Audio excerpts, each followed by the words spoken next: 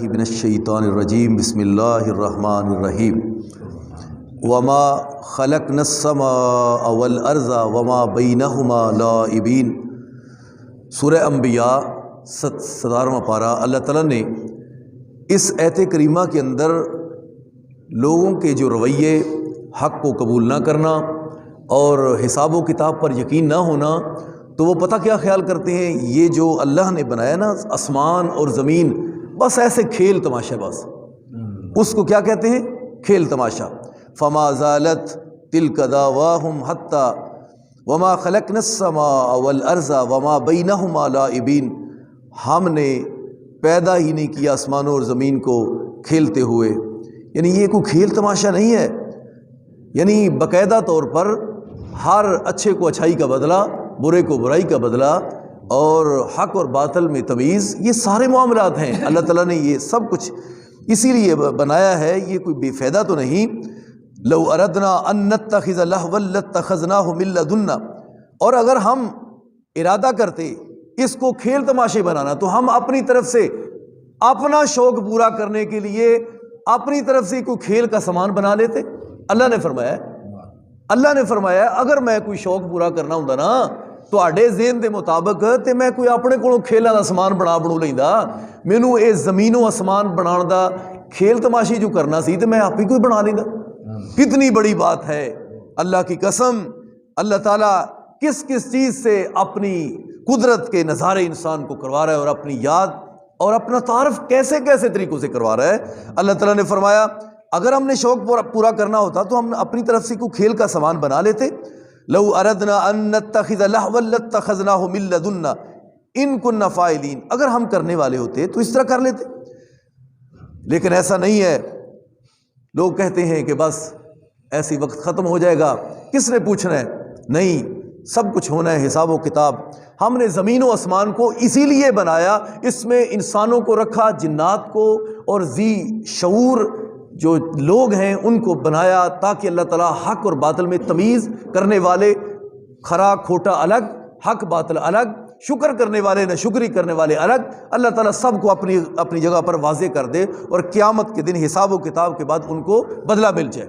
اس لیے اللہ تعالیٰ نے آسمان و زمین کے درمیان یہ مخلوقات کو بنانے کا مقصد یہ ہے۔ اصل میں اللہ تعالیٰ نے فرمایا بل نقذف بالحق علی الباطل، بلکہ ہم حق کو باطل کے اوپر دے مارتے ہیں، حق کو باطل کے اوپر دے مارتے ہیں۔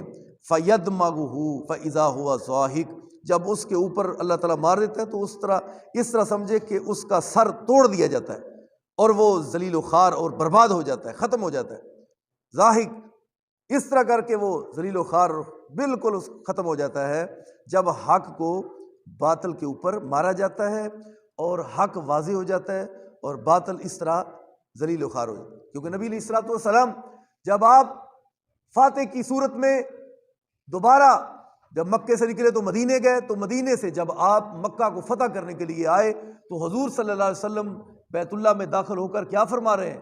آپ نے فرمایا قل جاء الحق وزہق الباطل، اب حق آ گیا ہے تو باطل چلا گیا، ان الباطل کان زہوقا، جو باطل ہے وہ تو ختم ہونے کے لیے، ذلیل ہونے کے لیے، رسوا ہونے کے لیے ہے، تو حق اللہ تعالیٰ اس کو کیسے واضح کرتا ہے۔ مثال کے طور پر اللہ تعالیٰ حق کو دنیا میں کس طرح اللہ تعالیٰ اس کو غلبہ عطا کرتا ہے، بدر میں دیکھ لو 313 اور ادھر 1000 بندہ کافر، بڑی طاقت، بڑی پاور، مال، سواریاں، تلوار، زرہ، نیزے، سب کچھ موجود ہے۔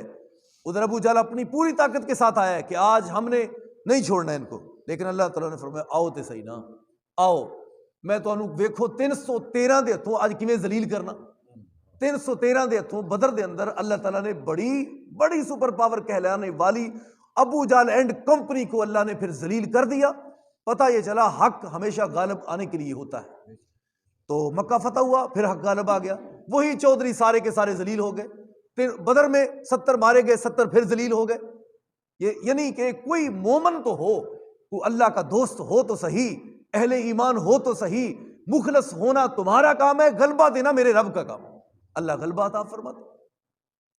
اس لیے نبی علیہ الصلوۃ والسلام کو اللہ تعالیٰ نے حق عطا فرمایا، اور اس ہماری بھی یہ اللہ تعالیٰ ادھر اپنی توجہ کروا رہا ہے کہ تم دیکھو اگر تم نبی والے کہلاتے ہو تو اپنے نبی کے قدم پر قدم رکھو تو اللہ قیامت تک تم کو سٹیپ بائی سٹیپ غلبہ عطا فرماتا جائے گا۔ آج مسلمان 56 ملک ہیں، کیوں ذلیل ہو رہے ہیں؟ ایمان کی کمی ہے، کمزوری ہے، کھوکھلاپن ہے، سستی ہے، کوتاہی ہے، جس وجہ سے۔ ورنہ مسلمان جو پکا سچا ہو اس کے لیے کون سی سپر پاور؟ کوئی بھی نہیں، مسلمان ہی ایک سپر پاور اس دنیا پہ، اور وہی غالب ہے اور اس کو ہی غلبہ ہونا انشاءاللہ۔ لیکن کمی ہمارے اندر، کوتاہی ہمارے اندر، سستی ہمارے اندر، کھوکھلاپن ہمارے اندر ہے۔ آج تم اگر پکے سچے ایماندار بن جو تو انشاءاللہ دنیا کی کوئی طاقت آپ کو مغلوب نہیں کر سکتی۔ اللہ تعالیٰ نے فرمایا وَلَكُمُ الْوَيْلُ مِمَّا تَصِفُونَ، جو تم اپنی زبانوں سے کہہ رہے ہو، حق کو جھٹلا رہے ہو، قیامت کو جھٹلا رہے ہو، حساب کو، اور تم پھر باطل کی طرف جاتے ہو، تو اللہ تعالیٰ نے فرمایا وَلَكُمُ الْوَيْلُ، پھر تمہارے لیے بربادی ہے۔ جو تم اپنی زبان سے کہہ رہے ہو نا ایسی باتیں، یہ زمین آسمان بس بے فائدہ ہی ہے، اللہ تعالیٰ نے فرمایا کیوں ایسی باتیں کر رہے ہو؟ تمہارے لیے پھر تباہی ہے، تم اپنی زبان سے یہ کیوں کہہ رہے ہو؟ اگر کہہ رہے ہو تو پھر بربادی ہے تمہارے لیے۔ وَلَهُ مَنْ فِي السَّمَاوَاتِ وَالْأَرْضِ، زمین و آسمان میں جو کچھ ہے یہ سب کچھ اللہ کا ہے۔ وَمَنْ عِنْدَهُ لَا يَسْتَكْبِرُونَ، اور جو اللہ کے پاس ہے ہرگز وہ سرکشی نہیں کرتے ان عبادتی، اس کی بندگی سے، یعنی اللہ کے فرشتے اللہ کی بندگی سے کبھی بھی سرکشی اور بغاوت کرتے نہیں، وہ اللہ تعالیٰ کی بندگی میں رہتے ہیں ہر وقت، اور اللہ کے حکم کے منتظر ہیں، اللہ کیا حکم فرماتا ہے ہم کو، اور وہ ذرا برابر بھی سستی نہیں کرتے اللہ کے فرشتے۔ وَلَا يَسْتَحْسِرُونَ، اور فرشتے تھکتے بھی نہیں۔ حاملین فرشت، جو فرشتے ہیں حاملین عرش، اللہ کے عرش کو اٹھا کر رکھا ہے، جب سے اللہ کا عرش ہے اسی وقت کے وہ فرشتے اٹھا کر اسی طرح کھڑے ہیں اور تھکتے بھی نہیں۔ یہ انسان، تمہیں تھکاوٹ ہو جاتی ہے، نماز کے لیے بلایا جائے 15-20 منٹ کی تھکاوٹ ہو گئی، جمعے کے لیے 1 گھنٹہ 1.5 نکالو تھکاوٹ ہوگی تمہیں، یہ تمہاری سستی اور کوتاہی ہے۔